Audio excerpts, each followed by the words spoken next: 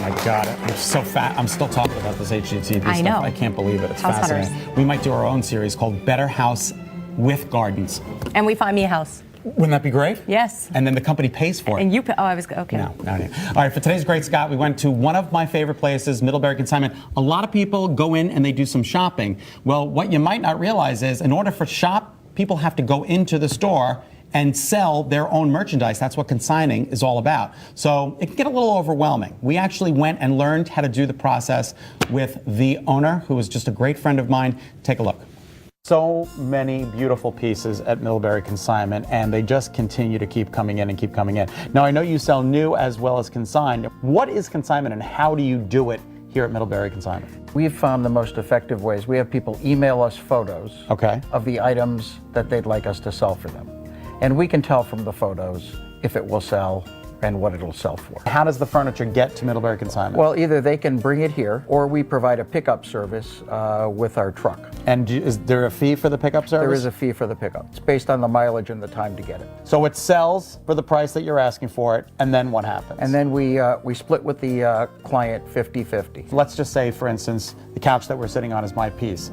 I think it's worth $1,000 and you say it's worth $500, so you might agree somewhere in the middle. It can work that way, but we've been at this long enough that we know at what price it's going to sell. Okay. And if people have unrealistic expectations, then we don't take the piece. This couch, how much do you think it was probably worth originally? So as you can see, it's an older piece. It's got beautiful wood on it, beautiful fabric. I think just to get this recovered could cost a couple of $1,000s. Exactly. It is for sale, I think, for $725. So it's like a car. You drive it off the showroom, it depreciates. It's just like a piece of furniture. Right. And we try to be the honest broker between the buyer and the seller. The sofa across from us, this is also consigned. Correct. It looks brand new.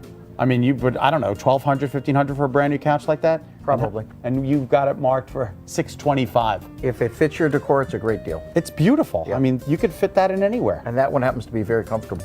Let's try it. Oh, that's nice. It's like a marshmallow world. Right. All right, so Dean, this came in. It came in online. You saw the sofa.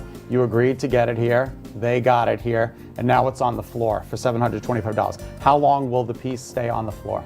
Well, our initial consignment period is 90 days, but for a piece like this, we know it'll sell. It's just a matter of the right person seeing it. So unless something very unusual happened, we'd keep it till we sold it. Okay, but for most pieces, about 90 days. Yeah, most pieces go before 90 days, Okay. well before, right. If it doesn't sell after 90 days, the customer can either come and get it, or If they say keep it, then we either really drastically reduce the price and sell it or donate it. tell me the history behind this. This just came in. As you can see, it's got an inlaid burled top, has 8 chairs with this beautiful fabric on it, and that hutch, it's got pads, 2 leaves. They changed their dining room. They just didn't like the style anymore. Right.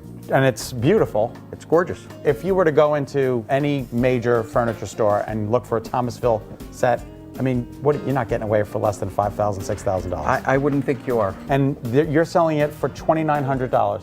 Correct. For the whole thing. For the whole thing. So let's say it sells. How do these people get their money? At the end of the month, we close our books and they would get a check for $1,450. Don't forget, you can consign more than big ticket items as well. How about lamps, artwork, knickknacks, tabletopware, accessories, and more, even vintage pieces. So I've seen these in Brimfield for $1,000, $900 to $1,000. Dean's got this marked for $525. I mean, the size of it alone, it's just amazing, and it's just a classic piece. So this will stay here for 90 days, and if it sells, the owner gets half, Dean gets half. Simple as that. Now, you had never heard of consigning before? I've never heard of a consignment store before I moved to Connecticut. I got to be honest with you. They're in Long Island, but they're not a big deal. Now they are. I think they're huge in Long Island now, but growing up, I didn't know anything about consignment. Exactly, and I came up here. That was actually the first consignment store I went to. Oh, seriously? Middlebury Consignment. Well, that's kind of, it's so Remarkable. beautiful. And it's just, look at that, great Scott.